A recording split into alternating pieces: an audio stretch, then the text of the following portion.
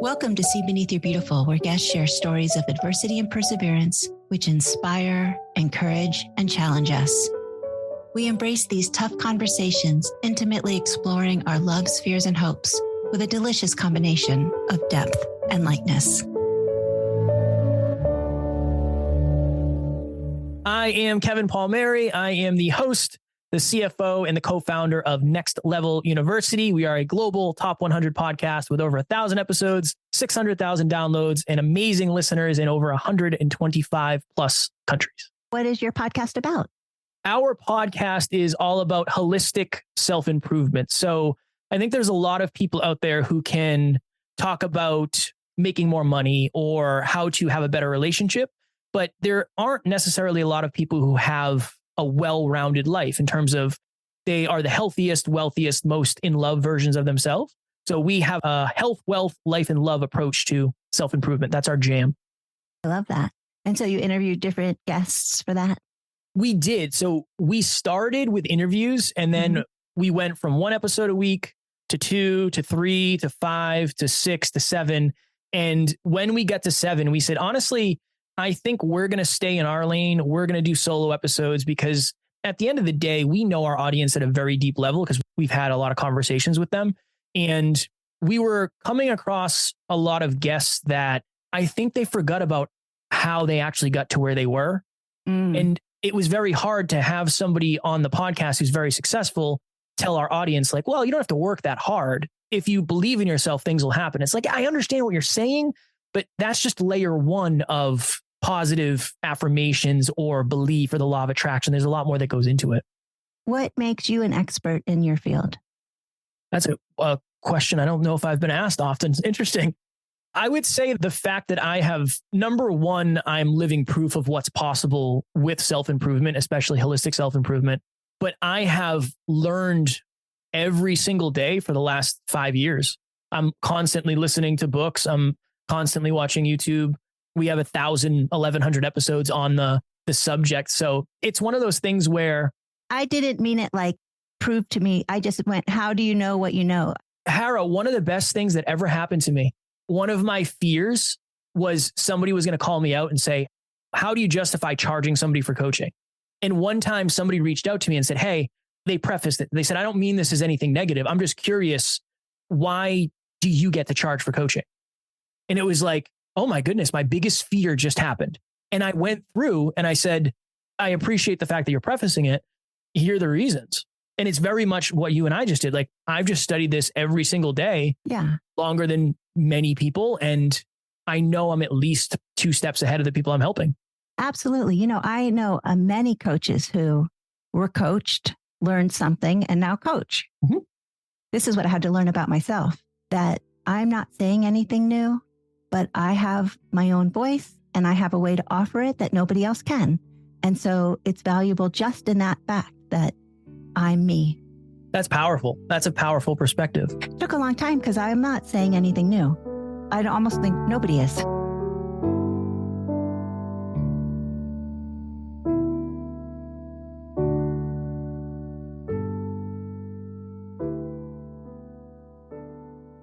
So what is exactly, is it holistic nutrition? What did you say? Holistic self-improvement. So it's life, love, health, and wealth. So you can get rid of life because that kind of encapsulates it all, but it flows better with 4. So it's health, wealth, and love. Health, mental, physical, emotional, spiritual. Wealth, how do you make your money? Where do you spend your money? And where do you invest your money? And then love, self-love, as well as relationships. I really think those are really the pillars to life. And the interesting thing is, so I have a co-host, Alan, business partner, best guy in the world. We both have been very successful in all 3 throughout our lives, but it usually was at the detriment of one of the others. So I was in the best shape of my life, but my relationship burned to the ground. I made the most money I'd ever made in my entire life. My mental health burned to the ground. So our goal really was, well, how do we help people get everything at the same time? It's a challenge, but it's better that way. Before you found this, and this is what you're doing, what were you doing before? And was there an obstacle or hurdle that you've overcome? Before I did this, I was the foreman for a weatherization company. So weatherization basically means you go into a building and it's your job to make it more energy efficient. That's it, right? So it doesn't allow heat to escape, cold air to come in, whatever it may be. I was making anywhere from $60 to $120 an hour as a 25-year-old man with no college degree, which was amazing. I love that. But I had everything that anybody could ever want. I had my dream car. My girlfriend was a model. Again, I had the body of my dreams. I had everything that anybody could ever want, but I was miserable. I was just so unhappy. My girlfriend ended up leaving me. And when she left me, I had to look in the mirror and say, what is going on here? Like, how did this happen? How did this happen so quickly with you not realizing what was going on? And that's when I started self-improvement. That was my initial dive. There was pain. I said, I want to get out of this pain. I got to get better. I got to understand myself at a deeper level. So what I did that I think a lot of people make the mistake of doing, I focused on self-improvement, but I focused on making more money. I said, if I make more money, maybe some of this stuff will kind of wash itself out. So we'll focus on that. So that next year, I was on the road for 10 months out of the 12 months. Every single week, I was living in hotels for my job. I was always on the road. I got to the end of that year. I opened up my final pay stub and I made $100,000 at 26 with no college degree.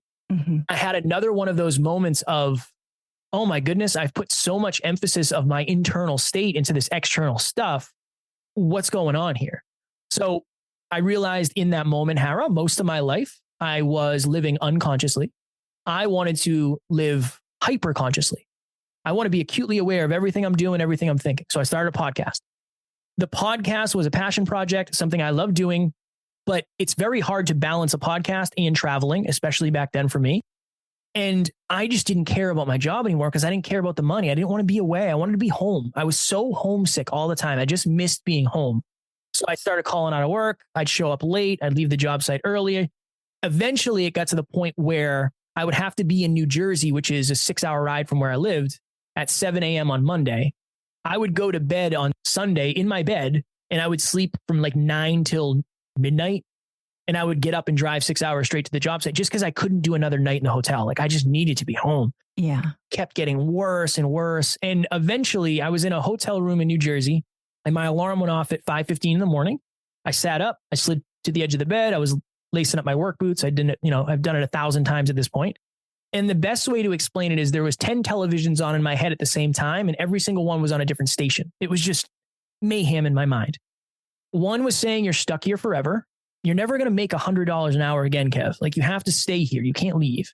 If you do leave, what will your friends think? If you do leave, what will your family think? And if you do leave, do you think you're going to start really become a successful podcaster? That's not how this works for you.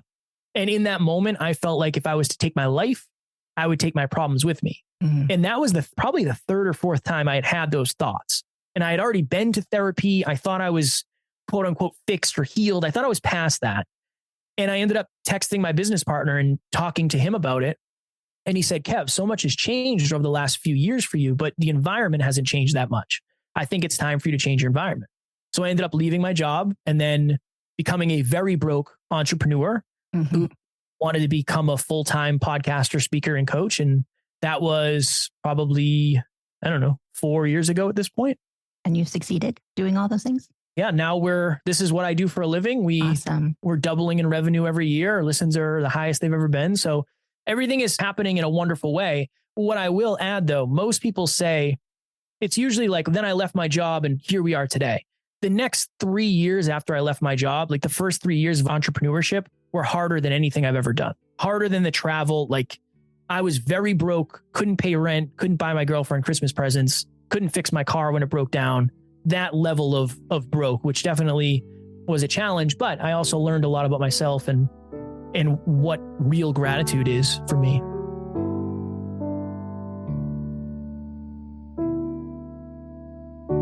What kind of things did you do for self-improvement and to keep going?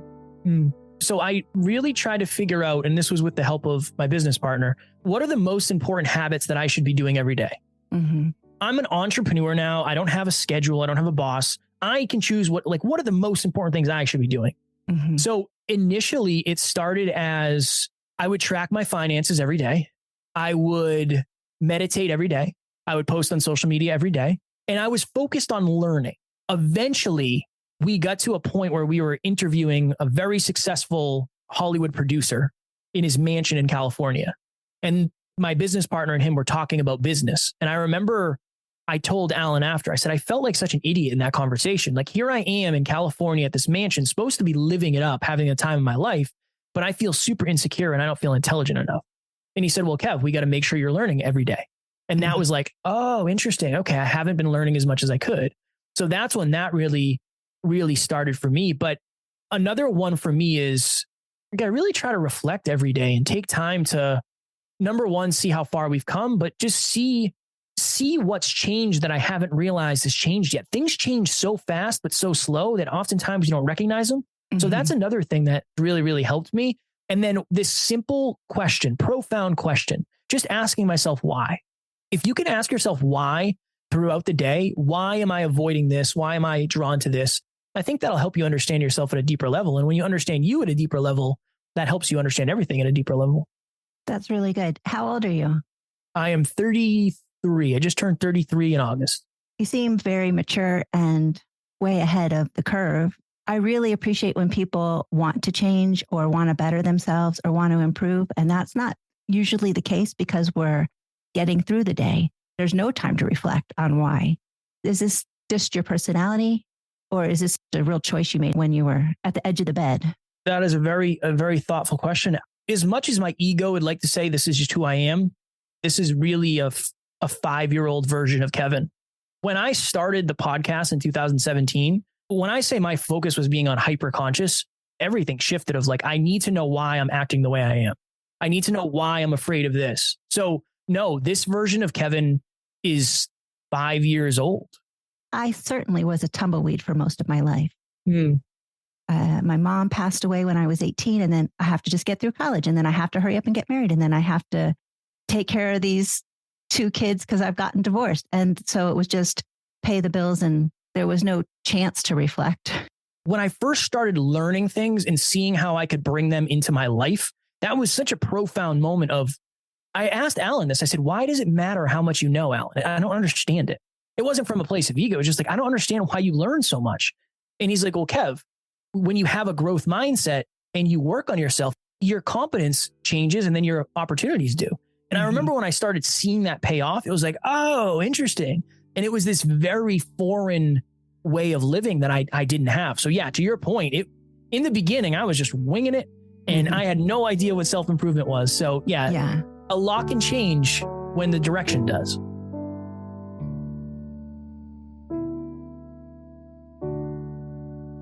You keep talking about your partner. Who is he and why did you listen to him? That's a great question. He asks me that very often. My business partner, co-founder, co-host, his name's Alan Lazarus. It's interesting. I listened to him because I knew he was different. I just didn't know how. Mm-hmm. So he was making like $200,000 at his corporate job. He left to become an entrepreneur.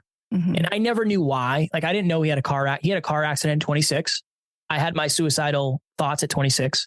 So we both had quarter life crises, as we call them. Mm-hmm. And him and I went to high school together and we went to middle school together. We were really good friends in middle school. We played spin the bottle in the basement with the popular girls in middle school. But in high school, we kind of had a falling out because he was very confident and I was very insecure. And, water and oil don't necessarily mix. Mm-hmm. But I remember I saw him at a party.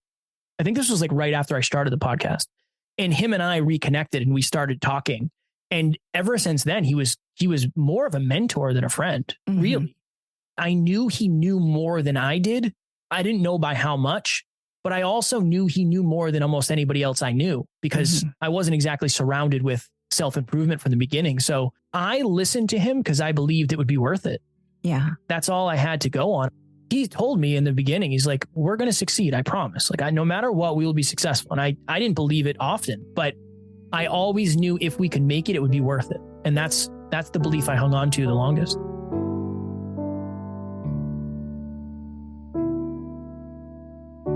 I coach on peak performance, holistic self-improvement I coach on, but the majority of my coaching is in consulting is podcasting. Okay. Alan does peak performance coaching and business coaching only. So we've been able to divide and conquer.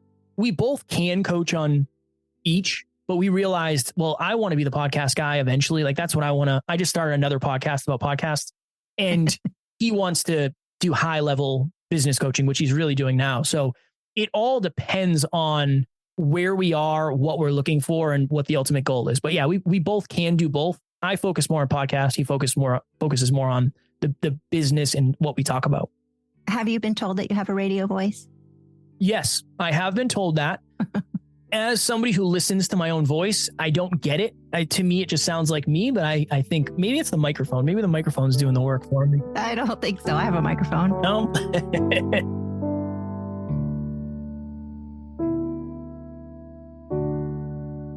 I believe that your reality becomes the parts of your imagination that you hold onto and pour into the longest. I've had many thoughts over the last 5 years, many goals. But the one thing I thought about the most and I focused on the most and I walked toward the most was the podcast. And that's the reason it is where it is, because I just never lost focus. It's very challenging to understand where you could be 5 years from today if you focused on 5 things and said, I'm going to do nothing else. Just understand the reality that you're creating is based on what you're focusing on, and what you focus on is going to expand, and it's going to expand into your reality eventually. Thank you for joining us for this week's episode of See Beneath Your Beautiful, hosted by Hara Allison. And thanks for your ratings and reviews. We'll be back next week with a new episode. Stay tuned.